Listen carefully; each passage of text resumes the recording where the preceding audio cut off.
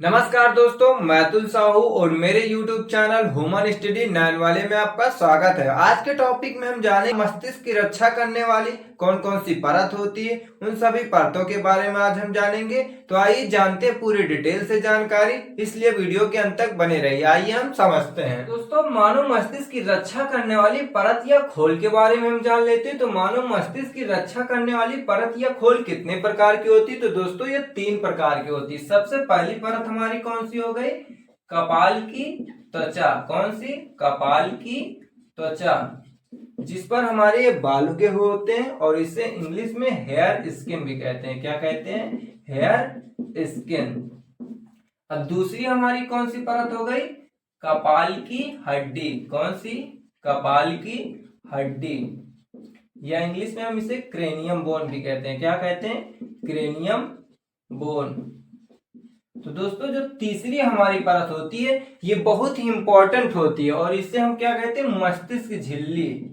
मस्तिष्क की झिल्ली, या इंग्लिश में इसे मेनिंजिस कहते हैं। क्या कहते हैं? मेनिंजिस। मेनिंजिस। तो दोस्तों, जो हमारी तीसरी झिल्ली होती है, मस्तिष्क की झिल्ली या मेनिंजिस झिल्ली जो होती है, इसमें संक्रमण हो जाने पर एक रोग हो जाता है जिसे हम मेनिंजाइटिस रोग कहते हैं। कौन सा रोग कहते हैं? मेनिंजाइटिस रोग कहते हैं। यह मस्तिष्क ज्वार के नाम से भी इसे जानते हैं। इसे हम किस नाम से और जानते हैं? मस्तिष्क का ज्वार या दिमागी बुखार के नाम से भी जानते हैं और इसे ही मेनिंजाइटिस रोग के नाम से भी जानते हैं। दोस्तों, जो मेनिंजिस झिल्ली होती है 3 झिल्लियों से मिलकर बनी होती है। कितनी झिल्लियों से मिलकर बनी होती है? 3 झिल्लियों से मिलकर बनी होती है। सबसे पहले हो गए हमारा ड्यूरामेटर। कौन सा? ड्यूरामेटर। और दूसरी हमारी कौन सी हो गई? अरेक्नॉइड। कौन सी? अरेक्नॉइड। और तीसरी हमारी कौन सी हो गई? पायामेटर। कौन सी? पायामेटर।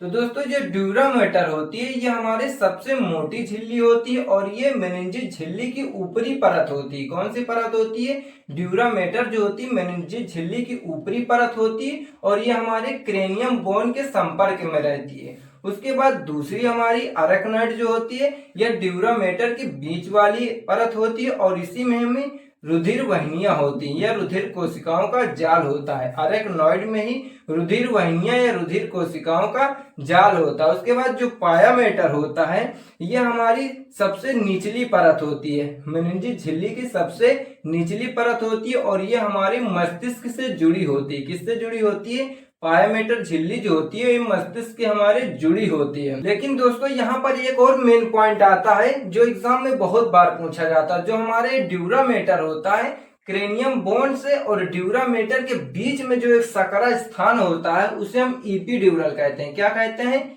इपीड्यूरल। इपीड्यूरल स्पेस। क्या कहते हैं? इपीड्यूरल स्पेस। जो हमारा क्रेनियम बोन होता है, क्रेनियम बोन और ड्यूरामेटर के बीच में सकरे स्थान को हम इपीड्यूरल स्पेस कहते हैं। और दोस्तों, जो अरेक्नॉइड होता है ड्यूरामेटर और अरेक्नॉइड के बीच में जो सकरा स्थान होता है उसे हम सब ड्यूरल कहते हैं। क्या कहते हैं? सब ड्यूरल। सब ड्यूरल स्पेस कहते हैं। और दोस्तों, जो हमारे पायामेटर और अरेक्नॉइड के बीच में जो स्पेस होता है उसे हम सब अरेक्नॉइड कहते हैं। क्या कहते हैं? सब अरेक्नॉइड। सब अरेक्नॉइड स्पेस कहते हैं। तो दोस्तों, जो हमारा सब अरेक्नॉइड स्पेस होता है इसी में एक द्रव भरा होता है जिसे हम सेरिब्रोस्पाइनल द्रव कहते हैं। क्या कहते हैं? सेरिब्रोस्पाइनल द्रव कहते हैं। क्या कहते हैं? सेरिब्रोस्पाइनल द्रव कहते हैं। और ये हल्का क्षारीय होता है। क्या होता? हल्का क्षारीय होता है और इसका घनत्व जो होता है 1 कितना होता है? इसका घनत्व 1.005 होता है। ये द्रव जो होता है हल्का क्षारीय होता है। इसे क्या कहते हैं? सेरिब्रोस्पाइनल द्रव कहते हैं। तो दोस्तों, कैसे लगी जानकारी? अगर वीडियो अच्छी लगी हो तो वीडियो को लाइक करें और चैनल को सब्सक्राइब करें जिससे आगे आने वाले वीडियो आप तक सबसे पहले पहुंचे।